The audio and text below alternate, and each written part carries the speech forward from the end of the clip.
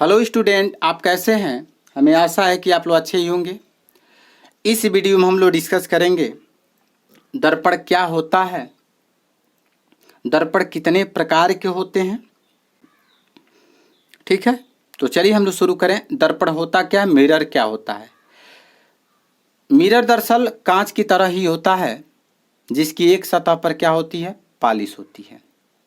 एक बार और समझें, दर्पण क्या होता है तो यह कांच की तरह होता है जिसकी एक सतह पर पालिश होती है। और दर्पण कितने प्रकार का होता है तो आपको बता दें, दर्पणों को उनकी आकृति के आधार पर हम दो भागों में बांटे हैं, बांटने का प्रयास किए हैं। पहला होता है समतल दर्पण और दूसरा होता है गोलीय दर्पण। अर्थात एक प्लेन मिरर होता है और एक स्फेरिकल मिरर। तो समतल दर्पण क्या होता है तो ऐसा दर्पण जिनका परावर्तक पृष्ठ समतल होता है वह समतल दर्पण कहलाता है।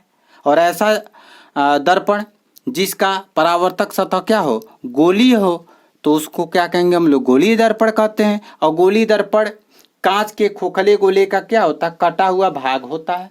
आपको बता दें कि गोलीय दर्पण क्या होता है तो गोलीय दर्पण कांच के खोखले गोले का कटा हुआ भाग होता है जिसके एक तल पर क्या होता है, पारे तथा लाल ऑक्साइड का लेप होता है और जो दूसरा जो तल होता है वह परावर्तक तल होता है। अब हम लोग जानेंगे कि गोलीय दर्पण कितने प्रकार का होता है। तो गोलीय दर्पण गोले के आधार पर दो प्रकार का होता है।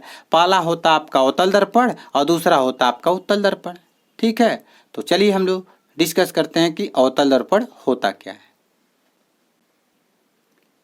तो गोलीय दर्पण कितने प्रकार का होता है तो दो प्रकार का, एक अवतल दर्पण होता है और एक क्या होता है, उत्तल दर्पण।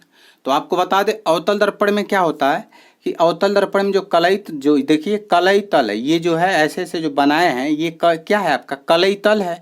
और ये जो लाइनिंग ऐसे ड्रॉ कर रहे हैं ये क्या है आपका, क्या है, ये आपका परावर्तक तल है, समझ लीजिए। तो आप कहेंगे अवतल दर्पण का डिफिनेशन आप ऐसे भी कह सकते हैं कि इस दर्पण में क्या होता है, कलई जो तल होता है बाहर की तरफ क्या होता है, उभरा होता है। और जो ये परावर्तक जो तल होता है वो क्या होता है, अंदर की ओर झुका होता है। जबकि उत्तल दर्पण में क्या होता है कि कलई तल अंदर की तरफ झुका होता है और परावर्तक तल बाहर की तरफ उभरा होता है। समझ में आ रहा है? ठीक है, अब हम जानेंगे कि गोलीय दर्पणों से संबंधित परिभाषाएं क्या होती है। तो गोलीय दर्पणों से संबंधित कुछ परिभाषाओं को हम आज डिस्कस करेंगे और फिगर के माध्यम से हम लोग डिस्कस करेंगे। और चलिए हम लोग पहले में हमारा आता है दर्पण का द्वारक। दर्पण का द्वारक क्या होता है तो गोलीय दर्पण के परावर्तक पृष्ठ के व्यास को हम क्या कहते हैं, दर्पण का द्वारक कहते हैं।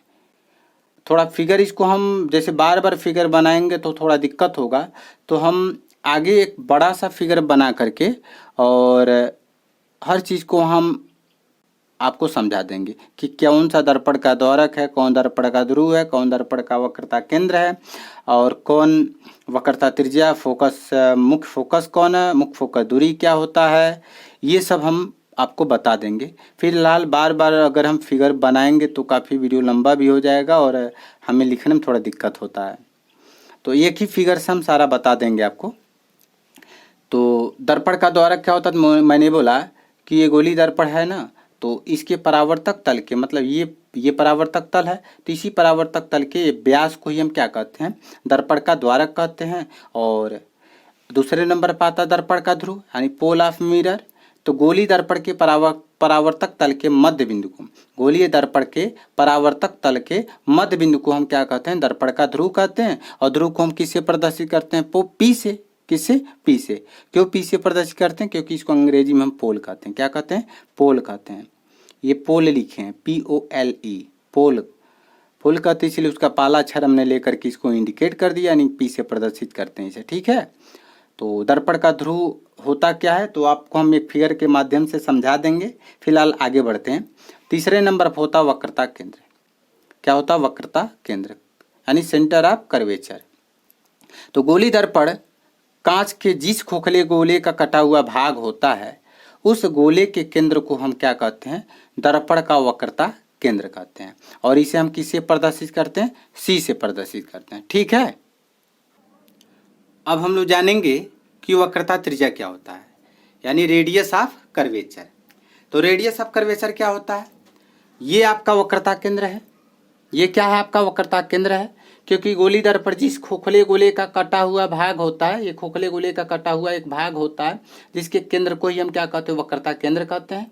ये आपका दर्पण का ध्रुव है। पी क्या आपका दर्पण का ध्रुव है। ये आपका परावर्तक तल है और इस परावर्तक तल का ही मध्य बिंदु क्या होता है? दर्पण का ध्रुव कहलाता है। और यहाँ हमारा टॉपिक क्या है? वक्रता त्रिज्या।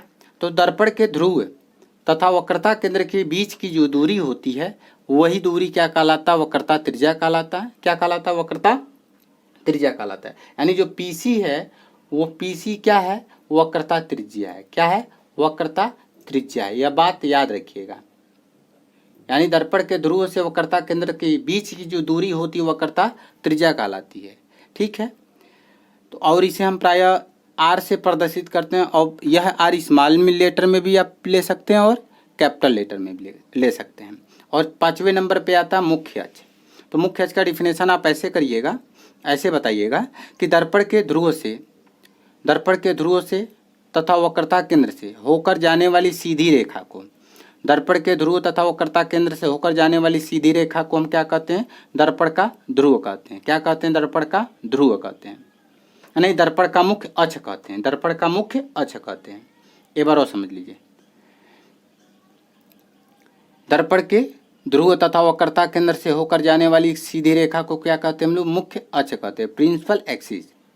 यानी गोली दर्पण के ध्रुव तथा वक्रता केंद्र से होकर जाने वाली इस रेखा को, ये काल्पनिक रेखा होती है, इस रेखा को ही हम क्या कहते हैं? मुख्य अक्ष कहते हैं। समझ में आ रहा है? ये रेखा मुख्य अक्ष है। क्या है? यह आपका मुख्य अक्ष है। ठीक है। अब आता है मुख्य फोकस।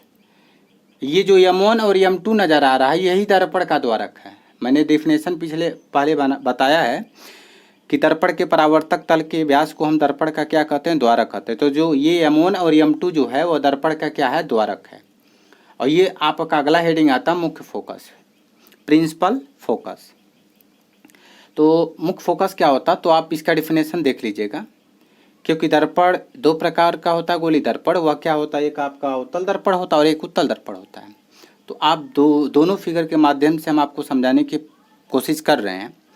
तो मुख्य फोकस का डिफिनेशन ऐसे बताएंगे कि दर्पण के मुख्य अक्ष के समांतर चलने वाली प्रकाश की किरणें, दर्पण के मुख्य अक्ष, ये मुख्य अक्ष है, मुख्य अक्ष के समांतर चलने वाली प्रकाश की किरणें, यहाँ भी देख सकते हैं मुख्य अक्ष ये है, तो चलने वाली ये प्रकाश की किरण मुख्य अक्ष के समांतर ही चल रहा है। दर्पण से परावर्तन के पश्चात अर्थात दर्पण से टकराने के बाद जिस बिंदु से होकर जाती है या जिस बिंदु से आती हुई प्रतीत होती है, जिस बिंदु से होकर जाती है, अवतल में क्या होता है? जिस बिंदु से होकर जाती है, जबकि उत्तल में क्या होता है? जिस बिंदु से आती हुई प्रतीत होती है। तो इसी बिंदु को हम क्या कहते हैं हम लोग? दर्पण का मुख्य फोकस कहते हैं। तो मुख्य फोकस का हम डिफिनेशन कैसे देंगे कि मुख्य अक्ष के समांतर चलने वाली प्रकाश की किरणें दर्पण से परावर्तन के पश्चात जिस बिंदु से होकर जाती है या जिस बिंदु से आती हुई प्रतीत होती है, तो उस बिंदु को हम क्या कहते हैं? दर्पण का मुख्य फोकस कहते हैं। ठीक है। चलिए अगले टॉपिक में हम चलते हैं। अब डिस्कस करेंगे कि फोकस दूरी क्या होता है, फोकल लेंथ क्या होता है। तो अभी हमने बताया कि गोली दर्पण के ध्रुव से मुख्य फोकस तक की जो दूरी होती है वह क्या कहलाती है? फोकस दूरी कहलाती है। क्या कहलाती? फोकस दूरी कहलाती है। मैंने फिगर बनाया था, यानी ये आपका P है और ये आपका F है, ऐसे बनाया था पिछले फिगर में। तो ये P से इस F तक की जो दूरी होती है, यानी कि दर्पण के ध्रुव तथा मुख्य फोकस तक की दूरी को हम क्या कहते हैं?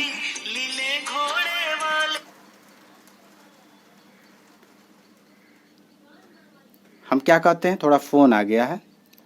फोकस दूरी कहते हैं। और इसे हम प्रायः किसे प्रदर्शित करते हैं? तो F से प्रदर्शित करते हैं। समझ में आ रहा है? तो अगर आपसे पूछा जाए फोकस दूरी क्या होता है, तो गोली दर्पण के ध्रुव तथा मुख्य फोकस तक की जो दूरी होती है उसी दूरी को हम क्या कहते हैं? दर्पण की फोकस दूरी कहते हैं। और इसे हम प्रायः F से प्रदर्शित करते हैं। और अगला हमारा आता है हेडिंग फोकस तल। फोकस तल समझ में आ रहा है? तो फोकस तल क्या होता है?